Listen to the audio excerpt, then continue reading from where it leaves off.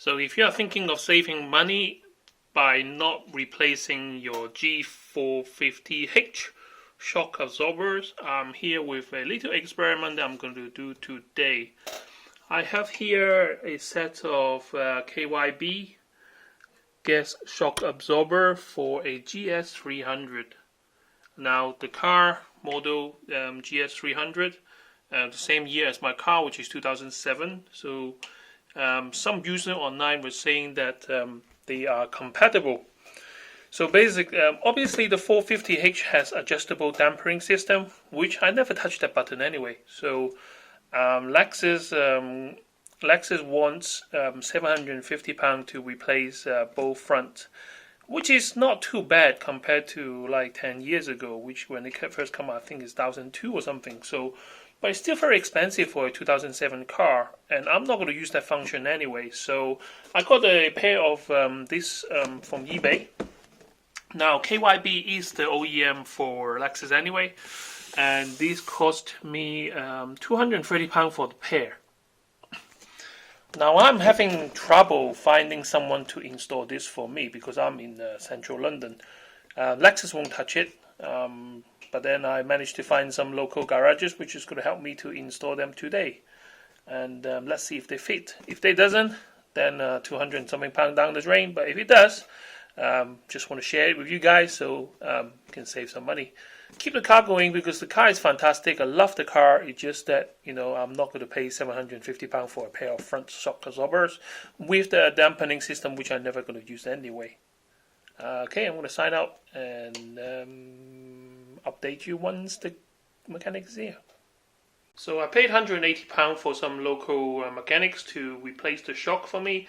And what he told me is it's perfect fit. So nothing different from refitting a 450H strut or shock absorber, depending on what you want to call them.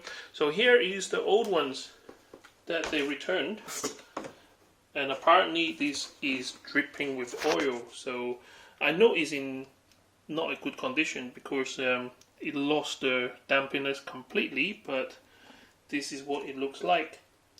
So results, I only paid like 200 something for both shocks of the GS300, and it replaced the GS400 with 2 hours of labor, and those are mobile mechanics, so it's not even a proper garage. So I'm going to test drive it to make sure that it drives okay, and I will finish the video after I've done that. Alright, so I got the car back from the mechanics, and now the front shock is actually a GS300, not GS450H, because it's non-adjustable. Looking at the dashboard, there is no error or anything like that, and by pressing the sport button, it basically doesn't do anything because they took the sensor out. And